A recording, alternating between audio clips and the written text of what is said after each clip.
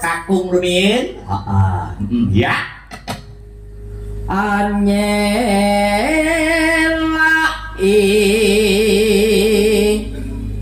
janji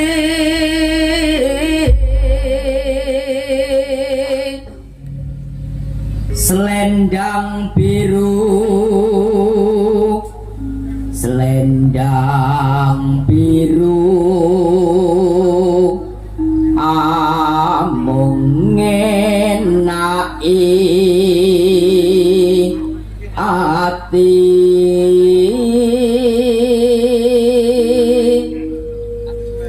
ora tekan batin setiamu.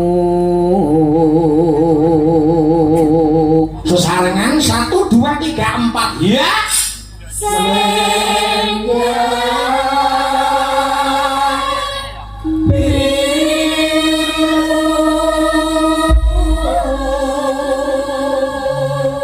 Sekali lagi sak ramban meneh ya. Ya. Tetap ono janjimu selendang biru.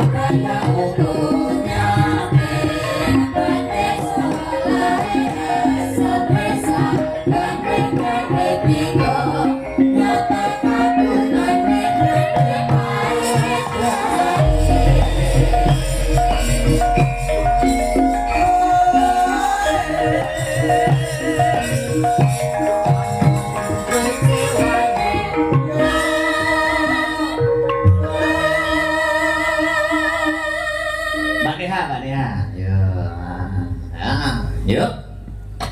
Hanya janji selendang biru, selendang biru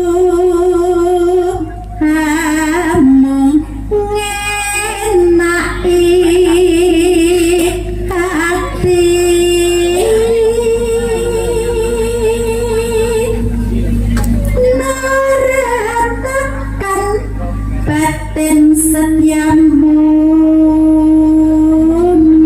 1, 2, 3, 4 hiras selendang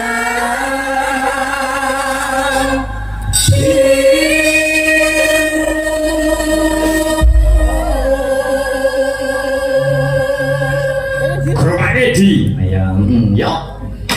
Tetap ono janjimu selendang biru.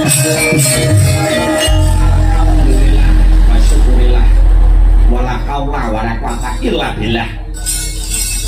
Selamat pagi Mas Gareng, selamat pagi Dek Petro, selamat pagi Bapak, selamat pagi Mas Petro. Ya, nganggo lereng ngasuh sawetara kinarya mendoni swasana ternyatane sakmenika pun ora krasa sisen goro-goro ngono ya le wayang ora mung kinarya tontonan nanging wayang uga kinarya tuntunan kang sarta tatanan nggih apa meneh lakon pamundhut sing ora kena dinyang warga masyarakat Genjeng nyuwun mundhut lakon laire Wisanggeni ngono ternyata lakon senenganku kuwi ayo lakon alhamdulillah gitu lakon laire Wisanggeni kena kinarya kaca Benggolo sing becik kena kanggo patuladan sing ala aja ditiru oh iya napa meneh wayang mriku jaman kepungkur nama kuno sampun menjadi media siar kalian para wali-wali kang sumebar wonten ing bumi Nusantara. Oh ya nek. Mila wayang menika sanepan saking tetembungan wajib sembahyang ringgit Sunan Giri ingkang nganggit. Wayang ana simpingan tengen karo kiwa. Tengen menika saking tembung anteng ing angen-angen. Sinilan kiwa iki hawa. Ya. Kabeh sing gumelar iku wonten ing Jakarta Raya wonten kalih yen ana becik mesti ana ala. Yen ana dhuwur mesti ana ndek, yen ana ireng mesti ana putih. Oh, ngono. Begitu juga urip ning alam dunya. Lah yo. Urip ana alam padang uga mangkono. Kabeh kena kanggo kinarya pembelajaran ana ing media wayang yang bisa diaplikasikan dalam kehidupan sehari-hari. Wah, ngono ya.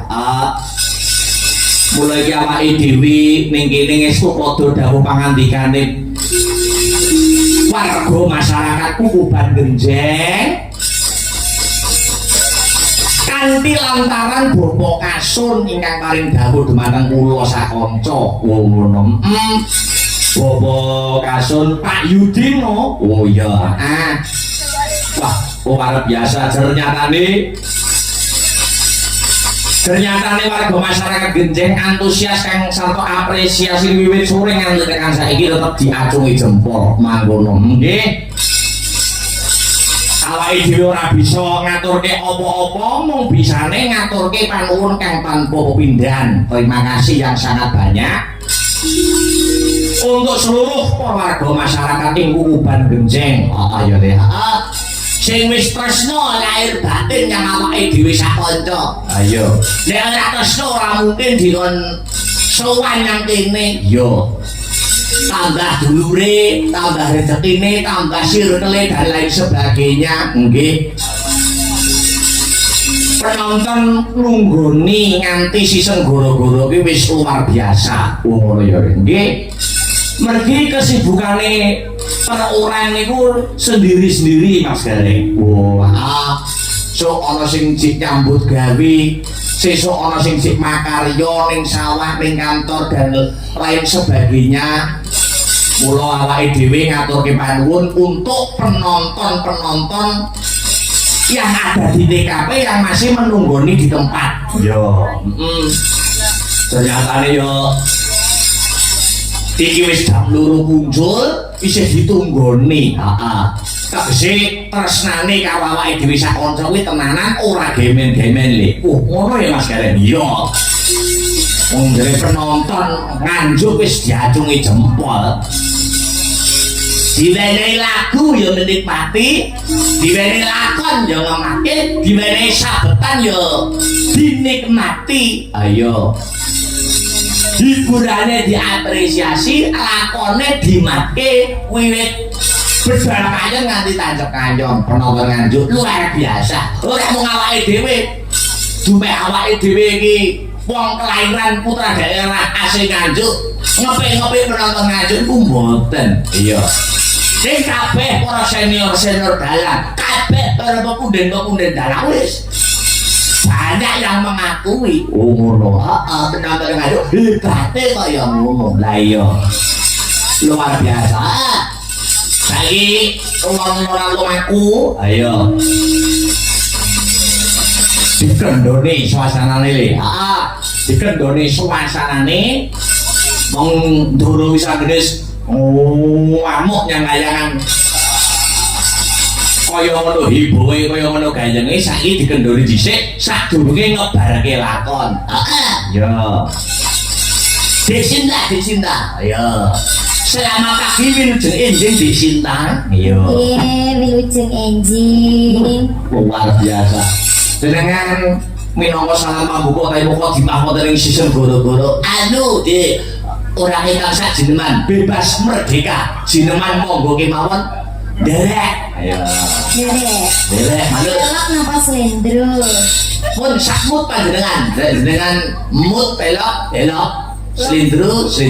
Nenek mboten mut. Imut.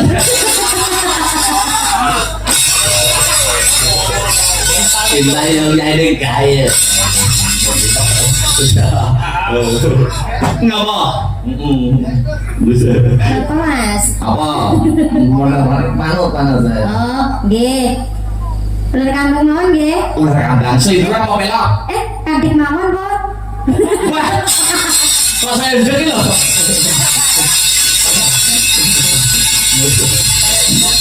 Ular kandang sih. Oh, nggih. Sing mau pelok oke enggak? Oke, mau pelok. Slendro aja deh. Oh, slendro aja deh. Ya, mangga.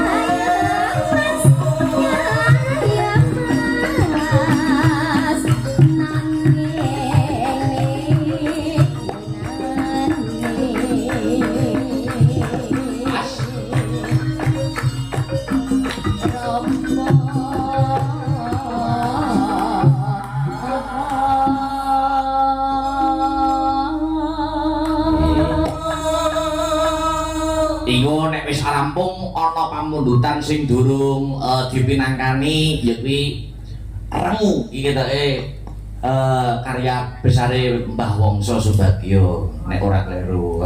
Sri cocok ya Sri ketemu bisa ya? Oh iya. Sian. Aku nek Sri mo. Iya. Terus Bagong mesti mulai to mesti. Ya engko Sri, engko iki jeneman sik iya. Ayo dindak ayo. Nek anu Dek Sinta.